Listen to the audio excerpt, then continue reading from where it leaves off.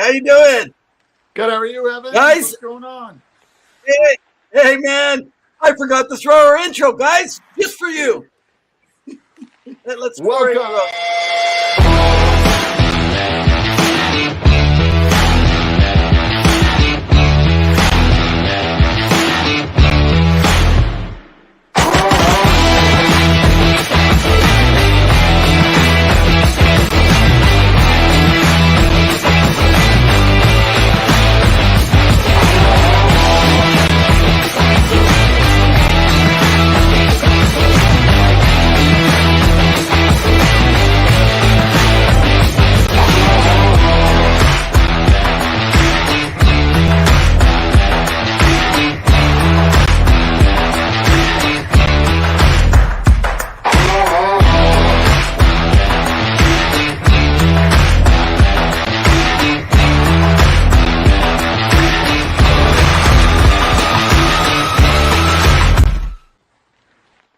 Hey, okay. Two guys in hockey talk. We're back, baby. We're back.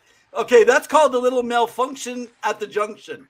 I kind of messed up on our intro today. That's okay, Evan. That's okay. We all make mistakes. You know nothing about hockey or how to start this and start on time, but that's all good. That's all good. But Evan, how you doing? Hey, what's up, Key? What's up, Key? What's up, everybody? Hey, Key, great to have you. Well, how am I doing? I'll tell you, I am just 2 shades short of killing some refs. I want to take them out. You know how they say the good old fight broke out at the hockey game? Yes. I like to. I am getting so sick and tired of no accountability for these refs. At least mention to us. I want to get them out in front of the media. Let them be asked the hard questions, not just take a game away from them, take a paycheck away, because players have to be accountable. I think they should too. I don't know. I'm sick of this stuff. That's my rant to start today. Accountable reffing. So Gary Bettman, make it happen. So welcome to season 4, episode 15, right, Evan? We betcha. We betcha. We are living it up. So we've got a lot of hockey talk today. We're going to get through some really crazy stuff going around the league, not just in NHL. Evan's going to break down some stuff for you happening outside. Hockey Canada, we're going to chat a little bit about. But before we begin, remember to like, share, subscribe, follow. Give us a watch on YouTube. Give us a follow. We are here every Wednesday at 7 p.m. Mountain Standard Time. So wherever you're tuning in, we appreciate it. You guys are the best. You are the number one fans, and you are the number one fans of the best sport, the greatest sport ever. And we love it.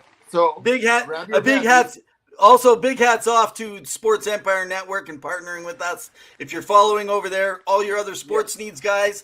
If you're following us, just hockey, and you love other sports, check out the Sports Empire Network. I'm ready, man. I was just getting there, but okay, I'll cheers to that. Cheers to Sports Empire, to Freddie, to that team over there, to Key, everybody. Woo! There we go. So it's a quiet night in the NHL, so we all know you're not watching the games because you're watching us. So Evan, take us away. What are we discussing today?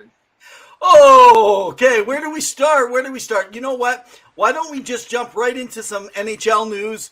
This past week, we have not shared a lot of information when it comes to superstar players in the Edmonton region, meaning Connor McDavid and Leon Draisaitl. But we need to give some time today to do that. Now, we disservice ourselves sometimes because we are from the Edmonton region, but we cover all things hockey. And sometimes because we are Oiler fans, I'm always being careful about oversharing.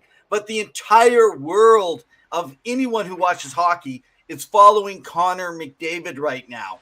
He is having another career season. You guys hear that? He's on a 10-game point streak. He has 10 goals, 24 points. That's 2.4 points per game. This has not been seen since the Mario Lemieux and Wayne Gretzky days of hockey. This is phenomenal, buddy. It's been impressive. The guy is on another gear, and he's just coming into his prime. So you can imagine that he has got another gear. It seems like nothing can stop this guy. Leon Draisaitl challenged him to shoot more often this year, to score more, because he doesn't do it enough. He's a passer first. Yeah. And lo and behold, he's leading the NHL in scoring, and it looks like he may run away with the Rocket Richard. Now, for you Dallas fans, I know Jason Robertson's catching up, and there's a few others in there, but I'm just saying, he's making a case for the most goals. And OV fans, I know we'll talk about it, but go ahead. Okay, so let's go back, though, to McDavid right now. He is on a 71-goal pace. 71-goal pace. Okay, the last time a player has hit a 70-goal plateau was in the 92-93 season when rookie Timo Solani, who is a Hall of Fame legend, scored 76 goals for the Jets, and 23-year-old McGillney scored 76 goals with the Buffalo Sabres. So that's the last time we heard of anyone hitting the 70-goal mark. Other than that, it's Mario Lemieux and Wayne Gretzky. And I am telling you, the difference between him and Robertson is phenomenal. He deserves to be up there. But the difference is what's been proven in the past when it comes to dropping.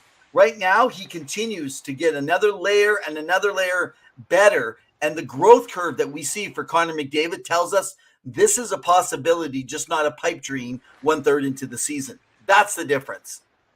Yeah, I agree. He really knows how to elevate his game. The best thing about Connor McDavid is his hockey IQ. His speed is an elite thing out of everyone else, and he skates like no others. You see him in mag skates, he's out skating everybody.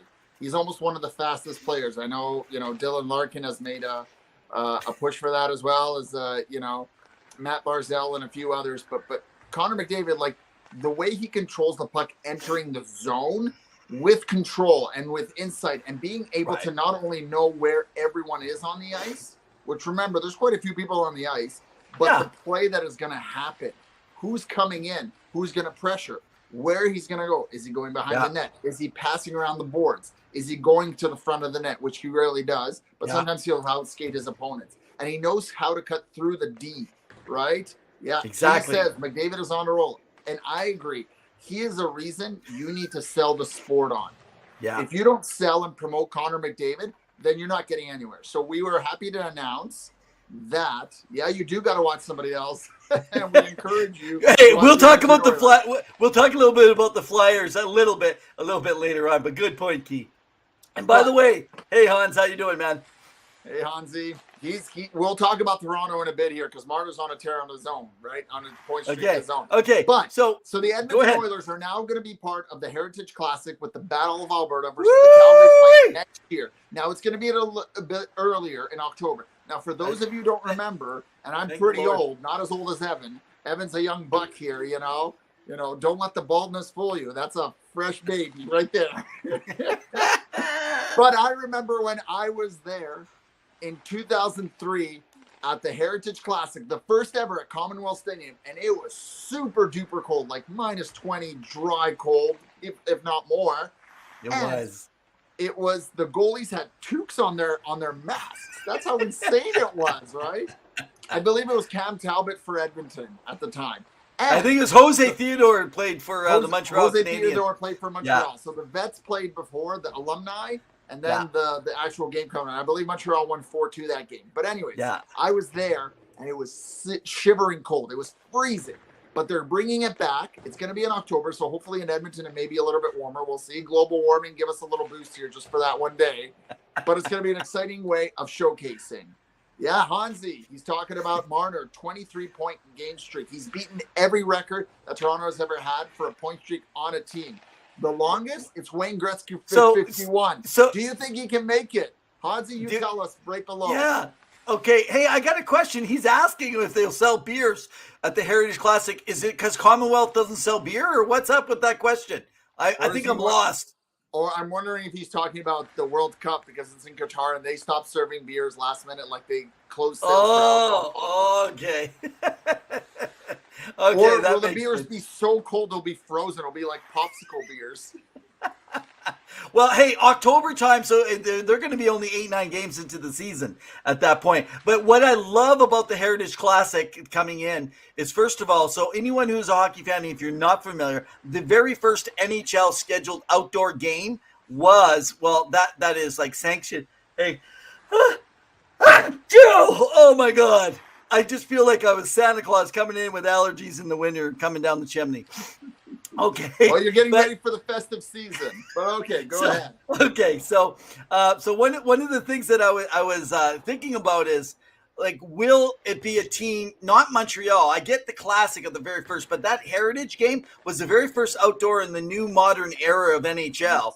And them playing the Calgary Flames is going to make this a rootin' tootin' ding dong dandy of a game. You got to watch to start the year, because I am telling you right now, if you are not in Alberta, you better buy your tickets the moment they get on sale. You could scalp those babies, even though I don't condone that.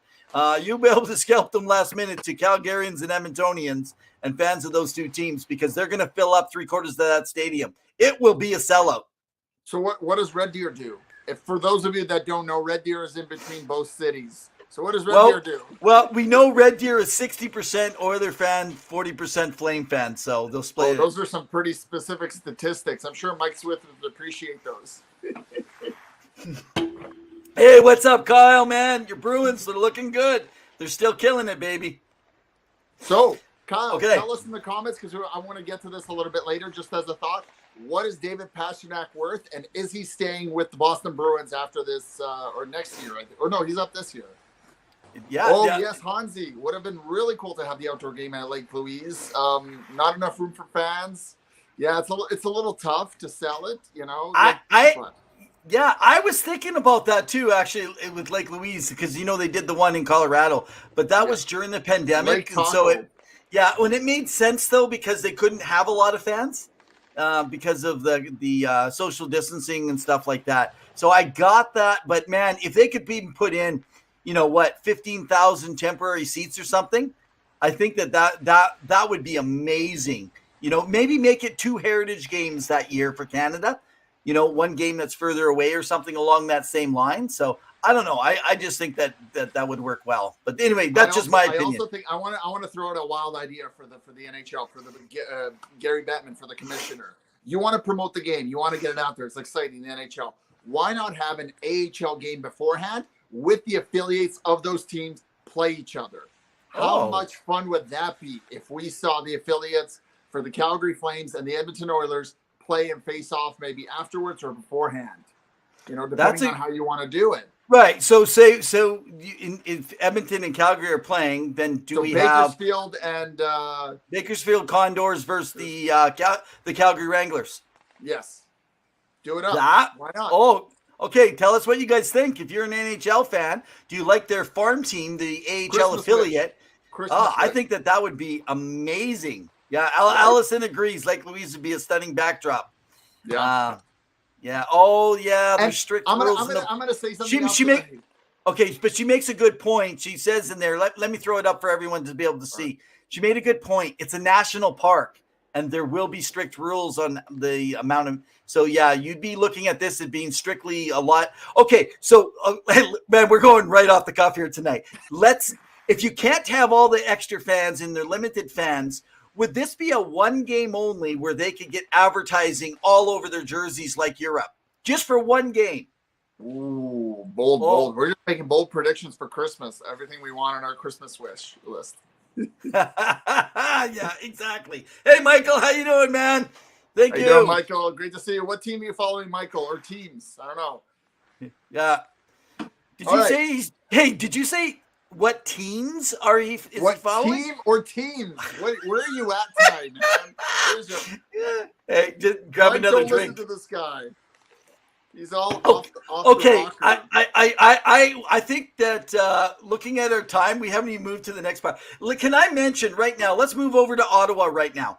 Okay. Over in Ottawa, restricted free agent Alex Formention has signed with Switzerland. He signed with the Swiss hockey team so that was just today.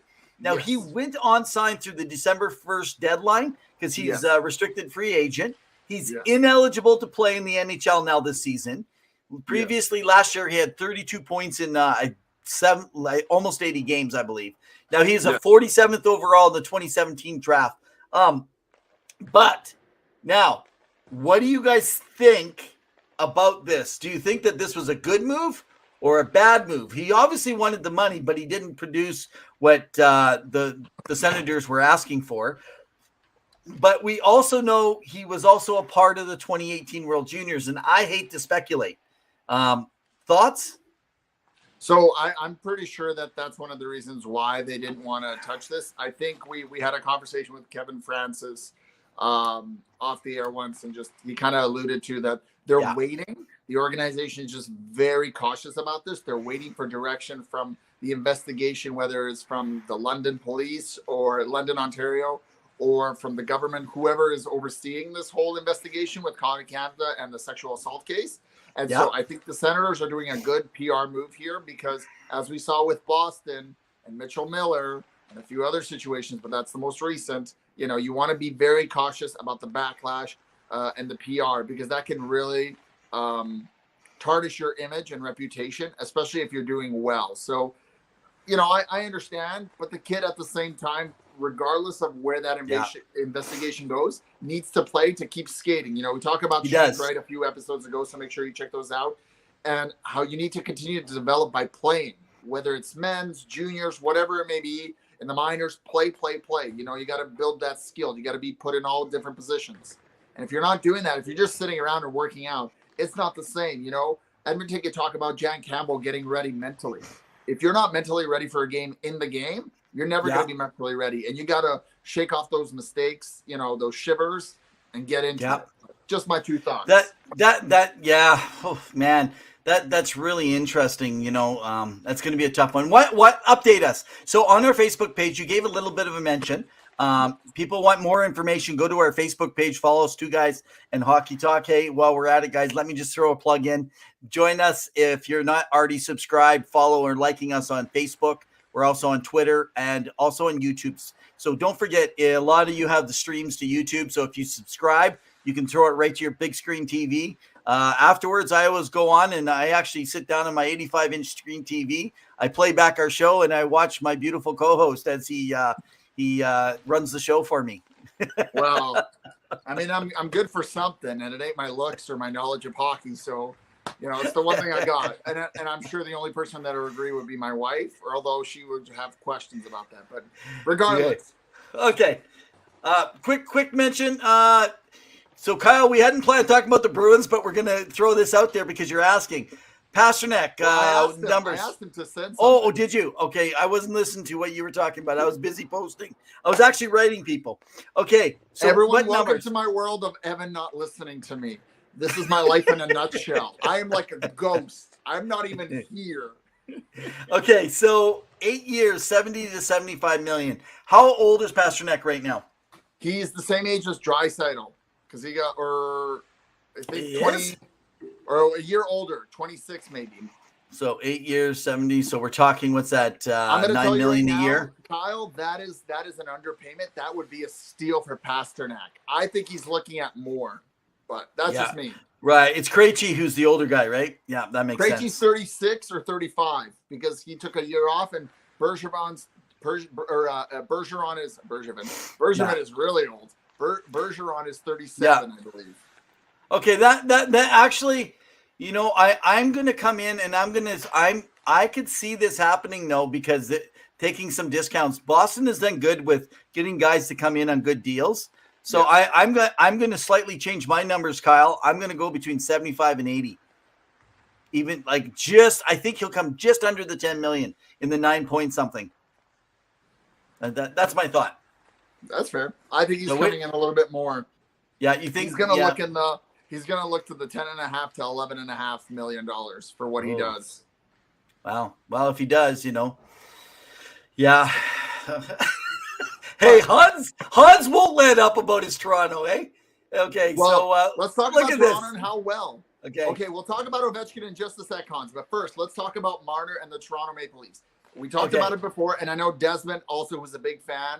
We got to get him back on the show. Would agree. Your goaltending has paid off. Now, granted, it's December, but you have had an unreal month and a half. You guys are on a roll. Even losing 3 of your top D, you have been going strong. Sandin and Liljegren have been incredible. I've watched some of those games, and I mean, they pummeled through Anaheim. Now, people say, well, Anaheim's one of the worst teams in the world. It doesn't matter who your competition is. You're still getting through them, and you're putting up points. And I believe the game was 6-0 or 7-0. So good on you, Toronto. Samsonov, another shutout. He is such a likable guy. I never thought I'd meet a guy more likable than Jack Campbell. Here we have Ilya Samsonov. So congratulations, Toronto fans. Enjoy it.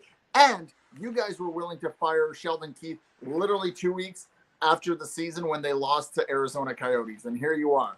Panic, down, don't plan the parade, just enjoy. Can I just say before you go on about a little bit more on Ovechkin and Toronto there? So you were talking about how you're mentioning Jack because he's so nice.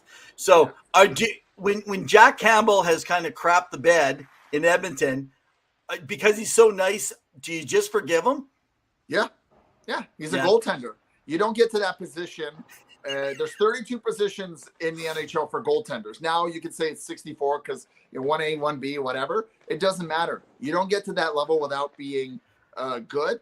And as bad as his record has been, he is a better goaltending. Is he Vasilevsky? No. Is he Carter Hart? No. But he's at least a 900 to 910 save percentage, which is, if you get that enough for the Oilers, you're getting into the playoffs. That's all you need. And that's all I'm saying. Go ahead. No, that's all you're saying. That's it. Okay, go. Tell us about Ovechkin, man. Well, so I've been yapping along the whole time. I feel like I finally broke the fourth wall barrier, and you can hear me. You tell us about Ovi scoring what goal and where he's close to it, and will he break it, and how? You asking me? Yes. How many goals did he score? How many goals did he score? Win? As of yesterday. He got a hat trick. Yes, but so he's now at what? He's now at what, 800 and one goal? No, just 800. He's one goal shy of. I didn't watch the game. Okay, can I confession? Oh my goodness. Okay, confession. So he is at 800 goals. Okay, let me speak. I need to confess to everybody.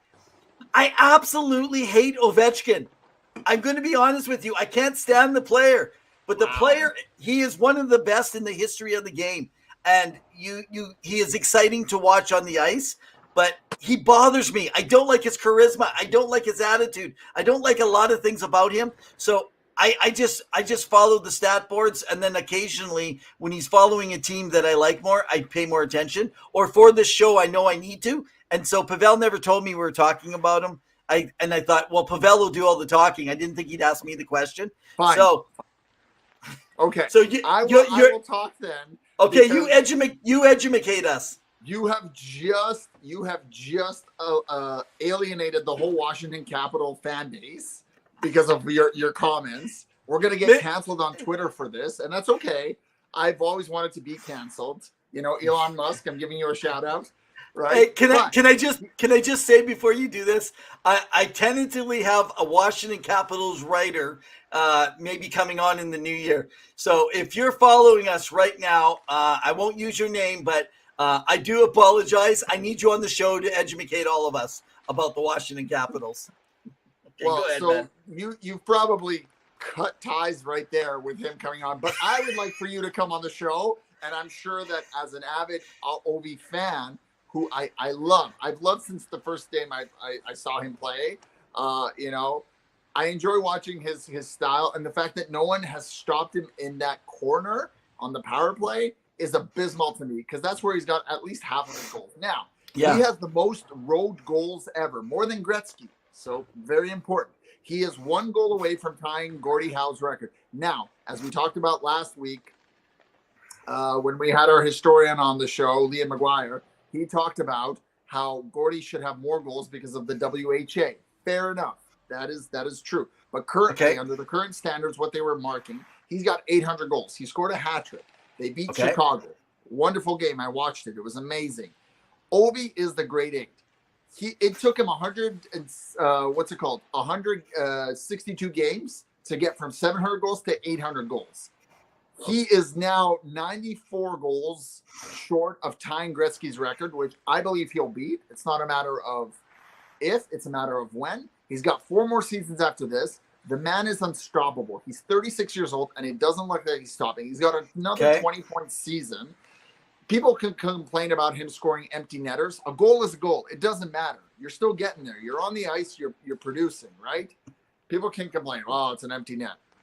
Let's see you get at least one empty net goal. I have 0 goals in the NHL. This is why I admire what Ovechkin has done. He's got a cup. He's a first ballot Hall of Famer. The guy is exciting to watch. He's big.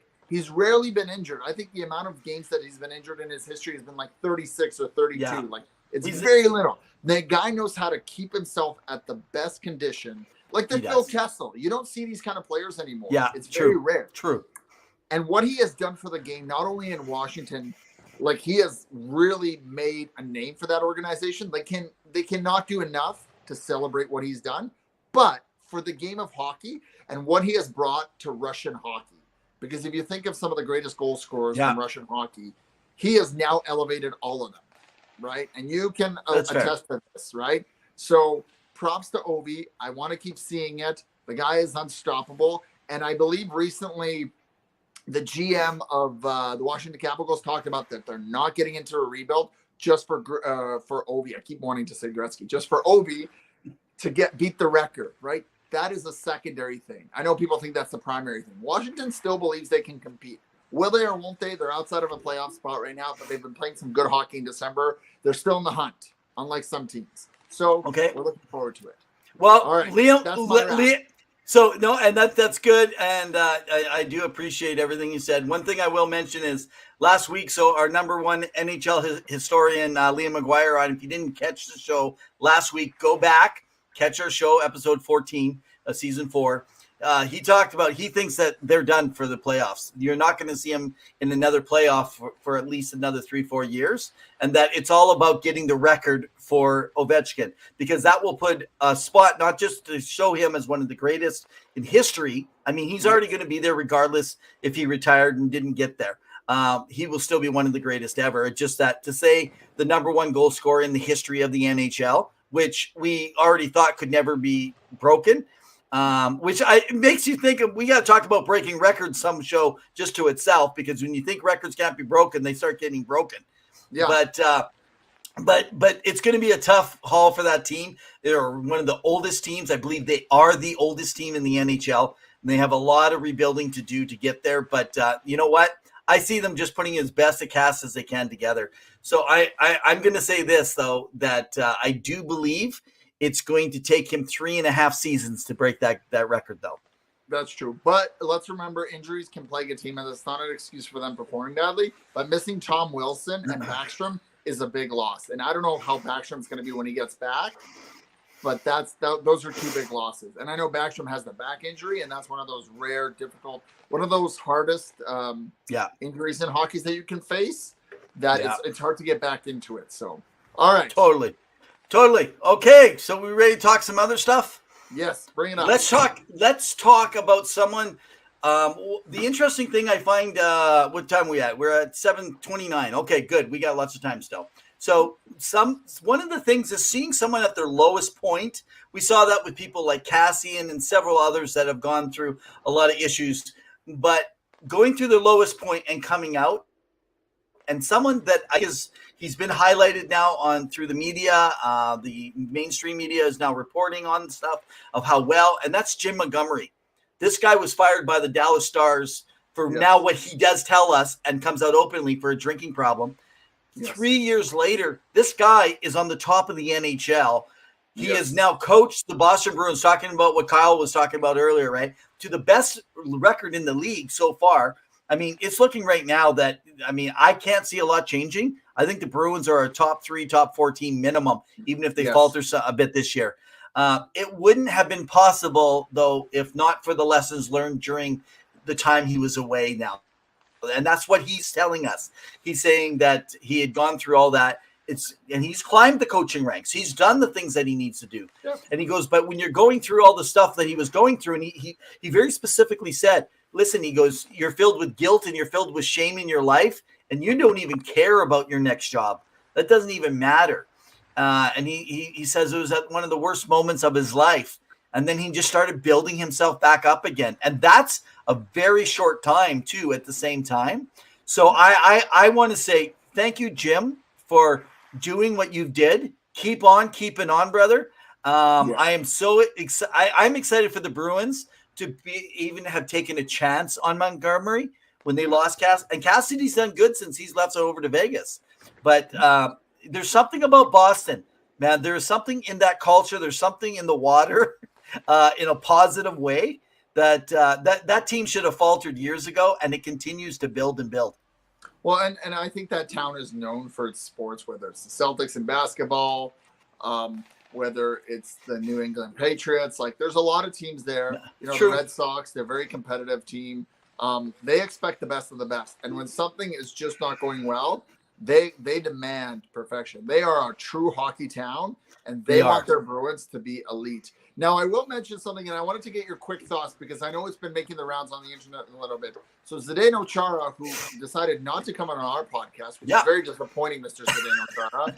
I expected that a fellow Slavic man like yourself would want to join me and Evan on the show. But okay, so he went on the show, and he talked a little bit about the Vancouver Canucks and that Stanley Cup final in 2011. And as you remember, Evan, it was very controversial. There was a lot of intriguing storylines going through it. And he mentioned that apparently from what he heard and or what he saw, right, or what was interpreted was that there was some of the Vancouver Canucks players on that team at that time who were pretending to lift the cup while they were on the ice after being up 2-0 on the Bruins. So I wanted to get your quick initial thoughts because I know Kevin Bieksa responded to it. You know, he called it a little bit classless. It's kind of disrespectful. But why would Chara say something like that? And he's not backpedaled. He's kind of said like, well, interpretation. And I know English is the second language, if not third. Yeah. What are your thoughts on that whole controversy and why he will go out now and say that? And especially of Zdeno Chara's stature, right? Because he's an elite athlete and people really respect him. I think it actually happened, and I think he was just in an open, honest moment. And what he's sharing is actual, and people, I guess it's all about perceptions of how people see things. Some people see things differently, and some people were not there in that exact moment. Anyway, I take Zdeno at his word. I've never saw him like he will. When you try to backtrack, it's usually because you said something you probably shouldn't have made public. And when people retire, they do share stuff. So we find this on our show. We have people that come on our show and they share. I'm not going to use any names of people who have so that I don't get them in trouble because they are willing to come on our show. But they'll come on our show, and if you listen to some of our episodes with our guests, you get them in the heat of the moment and in a good way, in a fun mood, in a relaxing way, or give them a few drinks, and they start sharing stuff that normally they wouldn't share. And I think, even going back to Puljujarvi, which I want to talk about in a little bit here, he came out there and talked about how awful he was, and he doesn't even know if he can play the NHL game. And, it's like, and he was hard on himself. I think people don't recognize these players are harder, and everyone's like, oh, he's self-entitled. He wants to be in the top 6. He sees himself as a top 6, but they're trying to bring reality home that you're not that right now if you can't be consistent. Right. Yep. And so I think just like he came out, that's how Zdeno did. And Boston had its issues back then. They had some really cocky players and they did some stupid stuff. There was a lot of other things, and maybe Kyle's heard about some stuff, or if Mike Smith's listening, you guys have probably heard of some stuff. Let us know. What are things that you heard back then? Now we don't know if they're real or not, but anyway, I agree. And I'm just going to say one last thing on the topic. We each have our own perception of the world, right? There was a great movie I'm going to just talk about quickly called The Last Duel. Adam Driver, Matt Damon, I think Ben Affleck was in it, a few other actors. And what it talked about was the point of view in this medieval times of different people in the same event and how they perceived that event happening. Now, the movie's a little dark. I don't want to get into it too much, but go watch it for yourself. But it showed how an allegation that was made went from all three perspectives. And that is sometimes that we forget. Like, people make assumptions or can make assumptions about what's being said, but that person has that view because of their perspective of what they saw. And they can't always articulate it. So Jesse Puljujarvi is a prime example. This article came out in Finnish, and people are going to harp on Jesse. But it's not a true translation. You can't thoroughly translate language. There's so many subtleties within it. There's so much paralanguage that goes into it. So it's intriguing how to go. I've taken too much time. But be mindful, but we all have our perspective. And that's true. And one of the parts, let's talk about Puljujarvi for a sec, since we are, and I did want to chat a little bit about it. So when I heard that, this was my thought. In Finnish, if I could really translate really well, what if he was, so we think he said, hey, I'm not very good. I don't even know if I should play in the NHL. I'm not good enough. I've been given chances with these guys. And what if he didn't actually say that? What if he was talking to them and he says, well, they have an expectation. If I'm going to play in the top 6, I have to produce. I'm not producing. And right now, I'm not good enough that I should be to be the NHL player I want to be. What if that's what he said? And like you said, the translation, something. I feel like this is the game of telephone tag that we play in games in groups. You tell this person, and by the end, and you said, hey, Susan has a pimple on her nose. It comes out and says that Jack just took a shit. I mean, it's just like, that's a big leap, but okay. That's a big leap. But I was going to say something where we say Evan knows nothing about hockey and Evan actually knows something about hockey, right? But that's how it starts, right? Like, this is how the transition goes. But that's fine. So I believe Yessi just needs a fresh start. Sometimes people don't understand that the pressures of a city doesn't always work and that they need a fresh start. And I think for the organization and for Yessi, it's time for a fresh start. Whether that happens by the trade deadline or next offseason, who knows? I'm sure Kel Holland's going to want something in return, even if he gets a pick, because he doesn't want to lose him for nothing, right? So that's exactly all it is. And I think people need to stop being so hard on it, because that's one of the reasons people don't always necessarily, he can go play a different sport, Hansi. What would Yessi play? He's tall. Basketball? Could you see him in the NBA? But essentially what it comes down to is that it people need to change the scenery. Some players go somewhere else and then they succeed. And I know that fan base gets upset, but it's like that's what happens, right? I mean, Nazem Kadri, great player for Toronto, as Hans could attest to, won a Stanley Cup in Colorado because he played his role, right? He grew up as well. So anyway. Well, if you think about Edmonton players, so this has been a tradition. Kurt Malpe, Chris Draper. You go back to I'm trying to remember some of the other names. Todd Marchand, even after he left Edmonton, spent some time in some other organizations. Andrew Cogliano, he found another way to play his game. Helping, even he was an integral part, even though he was a depth player last year for Colorado and winning the cup. And so what I think people got to recognize is that sometimes the change, and I think we got to quit trying so hard to figure out. In the end, a lot of people will tell you he shouldn't have been selected that high. If the Finnish whiz decided in Columbus not to take him, maybe there was a reason, right? And so, and it does.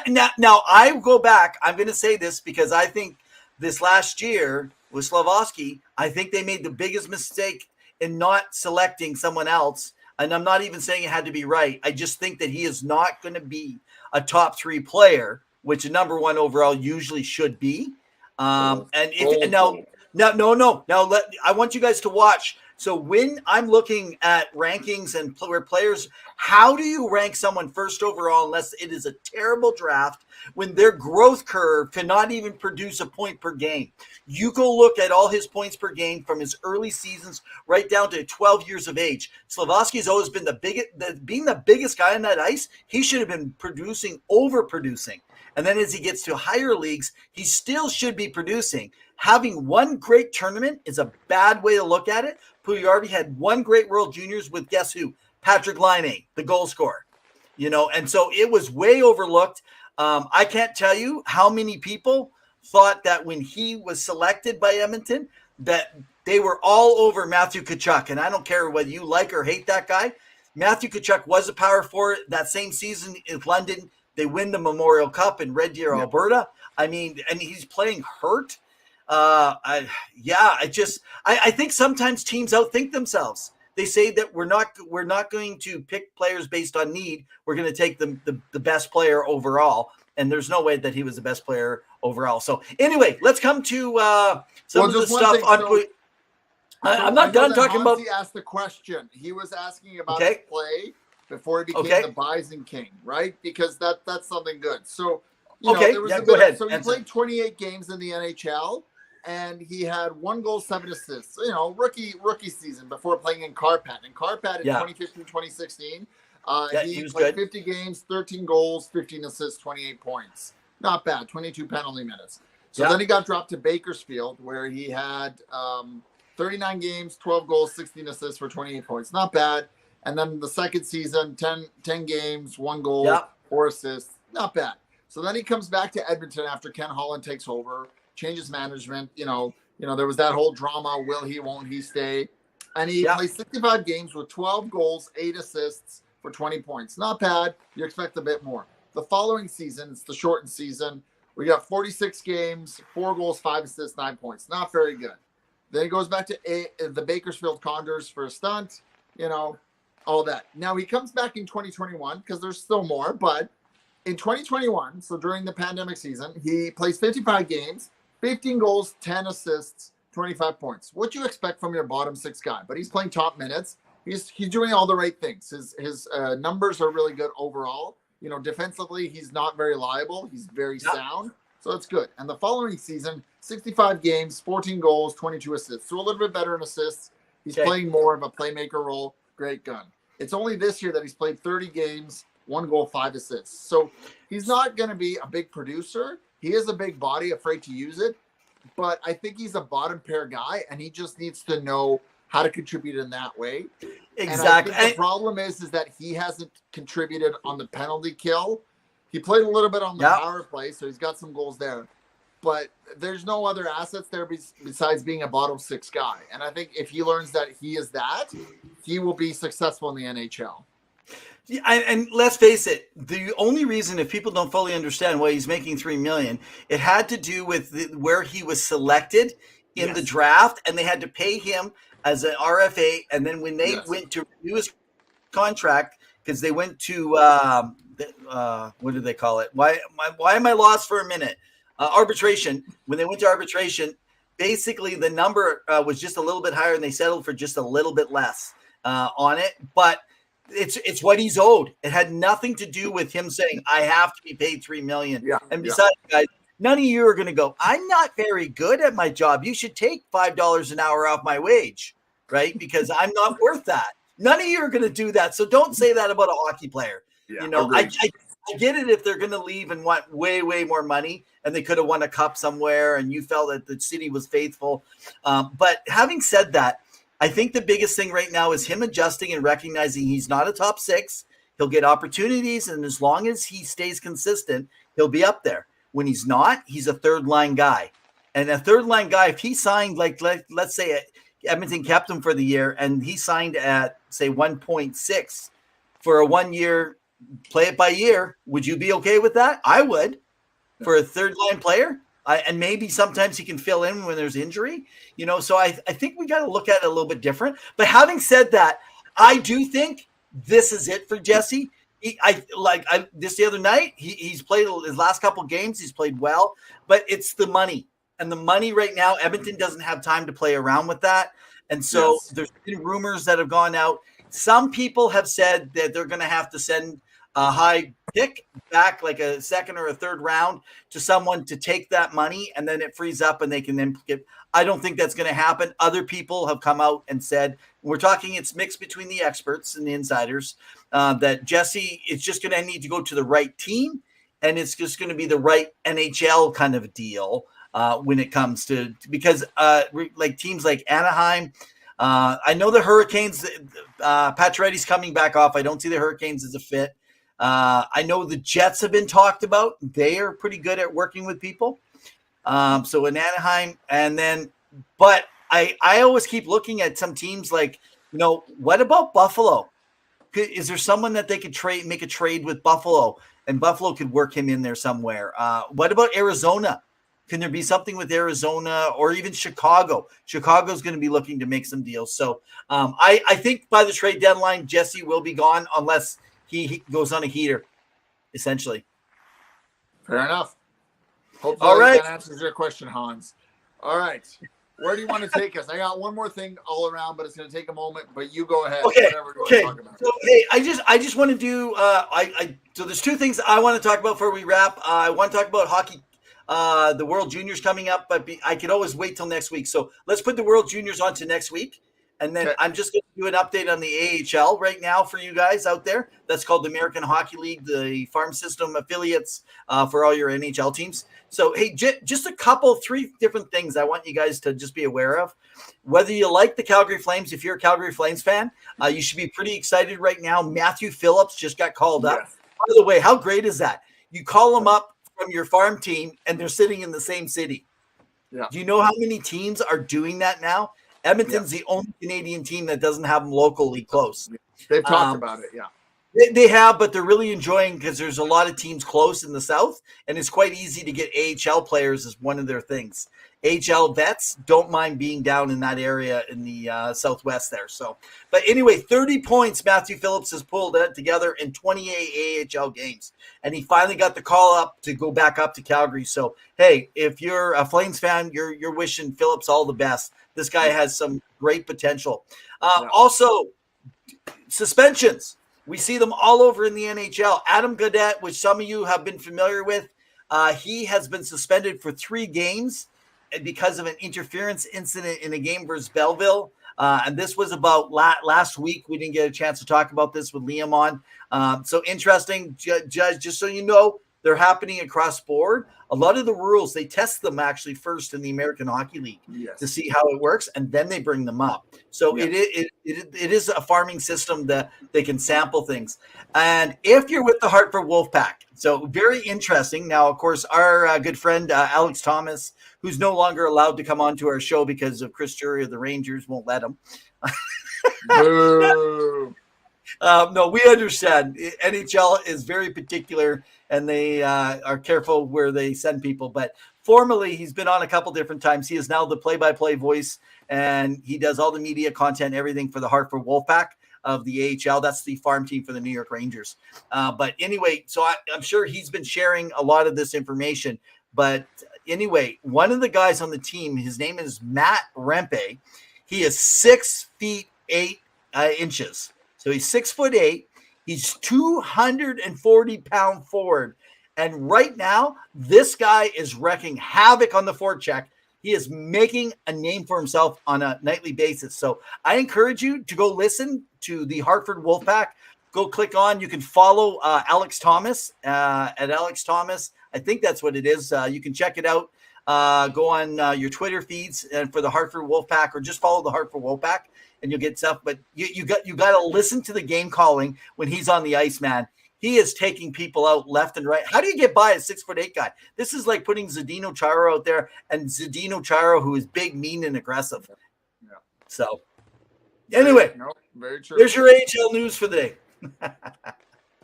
Thank you. No, there's been some suspensions. I know Jamie Alexiak got a few for his hit, kind of an elbow hit.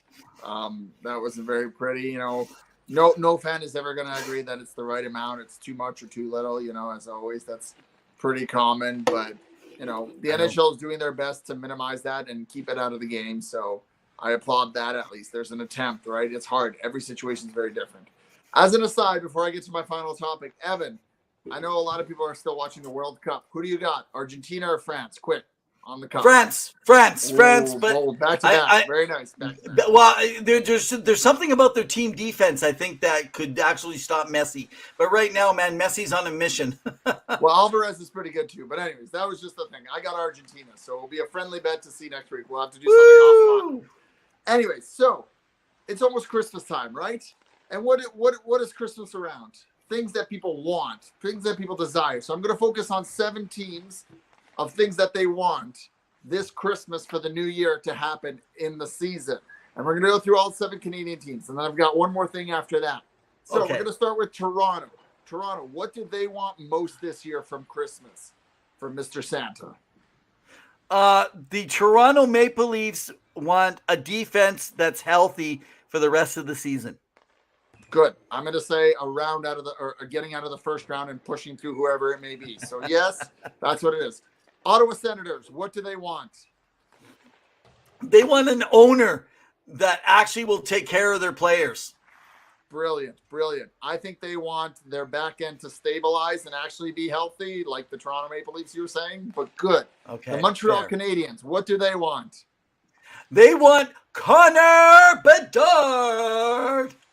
Don't know if it's going to happen because they're playing very well, but that would be an elite company to play on that team, and I'm sure they're going to get a good draft pick. I agree. I think what they want is Carey Price healthy and maybe coming back for one more season. Yeah. Oh, that's a good one. I like that one. There we go. Okay. The Winnipeg Jets, what do they want, Evan? The Winnipeg Jets want to keep the streak alive and stay in the top of their division. That's very true. I think they want people to buy into that thing, and I think they want somebody to pick up Blake Wheeler so that they get a trade and get some valuable assets for him. I thought you said they want boners. No, this is a PG show. That is ridiculous. All right. The Calgary Flames. What do they want from Santa this Christmas season? They want a deal on a new arena. Oh, bold prediction. I'm going to say they want Markstrom to play at the elite Vezina level that he did a few years ago because he struggled. Okay. But okay. Fair. Edmonton Oilers, what do they want? They want Jack Campbell to stop pucks. Very good. I'm going to say I think Jack Campbell that, but I would also say they want a defensive defenseman that they can stabilize their back end so they're not being scored against so much. But okay. And what do the Vancouver Canucks want, Evan? The Vancouver Canucks want a first overall pick in Connor Bedard for Bo Horvat.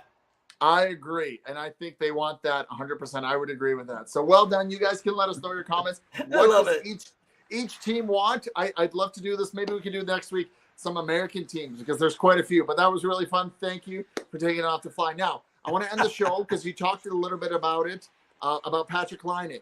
What is going on with Columbus Blue Jackets, and how do you fix it in 2 minutes or less, I guess? Yeah, I think the way they're going to fix it is they need to have a centerman. And you ready? I got their centerman. It's going to take a first overall draft pick. It's going to take a second, and it's going to take another player to go back. And it's going to be a sign and trade. Hey, no. He's not what they needed. You ready? They want Bo Horvat. They want Bo Horvat to take on with Laine and Goudreau if they can get him signed in. But they will. I cannot see them taking a chance. Too many players have come and left them. It would be a sign and trade would have to actually happen. But I could see them not worrying about this season as much. But would Bo go to a team that's rebuilding? Would he actually do that? That's where I'm a little bit more concerned because I think also, and I know Key was on earlier, Key Williams was talking about this, her Philadelphia Flyers are sinking. They need a center. And could Bo Horvat be that for them? So that's another question that you have to ask. So I definitely see the Flyers and the Blue Jackets as front runners as far as wanting. They're both up against the cap, Evan, so they're going to have to make room for that. But I think we both have seen them find ways to forget about Edmonton and Calgary, who don't seem to know how to clear cap or do anything. Let's face it, history's proven itself. Everybody else can wheel and deal and do stuff except for the Alberta teams. Never seemed they keep saying, well, we got a cap. Yeah, well, Philadelphia had a cap. Did you see them change it? Toronto's had a cap in the past and they've dealt with it. A lot of teams have had a cap.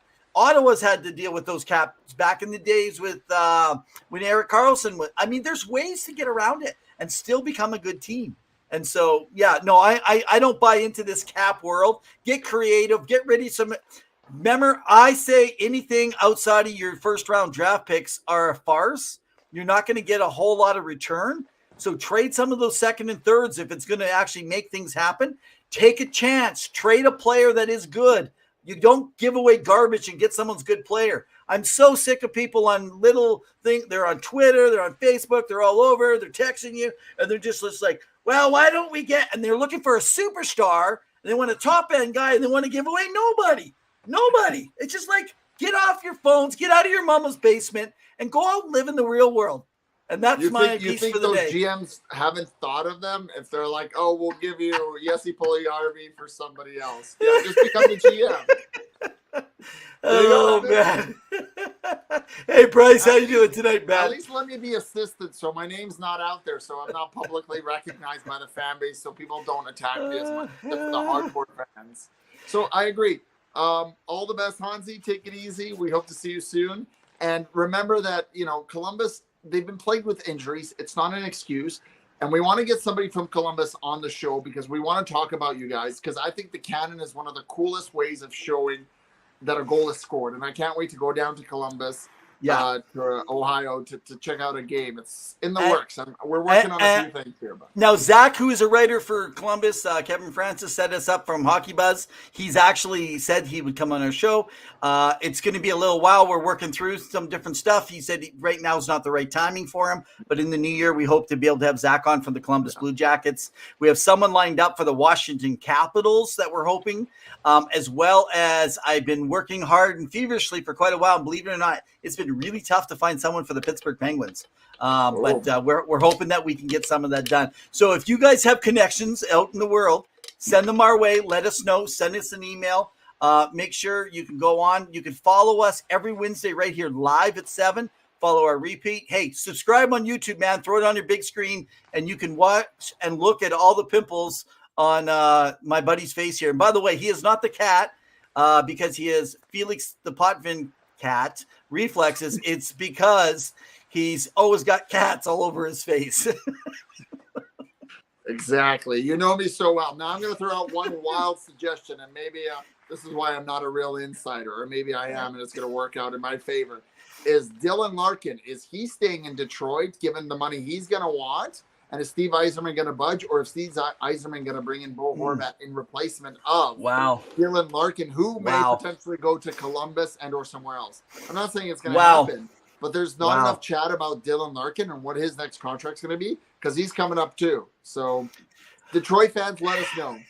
Okay, my last thought, I just want to give you a teaser into next week's show. We're going to take a little bit more time and talk around the World Juniors with all the teams, give you some highlights around that with the different countries. It's going to be a show.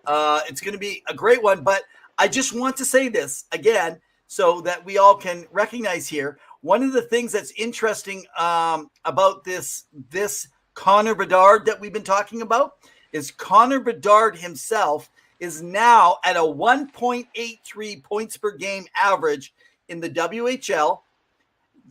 Connor McDavid was at 1.72 in a scoring league, because the WHL is not a scoring league.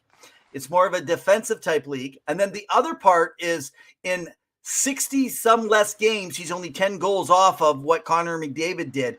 Connor Bedard has been amazing. And so we're going to be able to see the show. And Shane Wright has been released. We'll talk more about that by the Seattle Kraken to go play. We'll talk about the rumors in behind. Is Wright going to be back for the year? Is he going to be traded to an OHL team because he has not hit his limit to be able to play where he's ineligible to go back to juniors this year? So it's going to be some fun stuff. There you go. Zill says Larkin will stay. Yeah, I can see him staying. I'm just saying that there's not enough talk around him. There's more about Bo Horvat and everything going on there. And I really think that Bo does want to stay in Vancouver. I just think that management is very confusing in terms of their moves. You sign Miller to that big contract at 30 years of age, but you don't want to sign your younger, more agile, two-way, better center captain. It's a very questionable call, right? So it's definitely interesting what Jim Rutherford is doing there, because he's had a history of success with the Pittsburgh Penguins. So could I say this? We're going to talk World Juniors next week. Why don't we also, if you guys, anyone joined in, I know some of you have just came in late here on the show, go back, check out the podcast. Pavel did 7 things the Canadian, one thing each Canadian team, so 7 Canadian teams want for Christmas. So next week, let's hit some American teams. Maybe we'll take the East or the West or the South and go through there. So anyway, that's going to be again.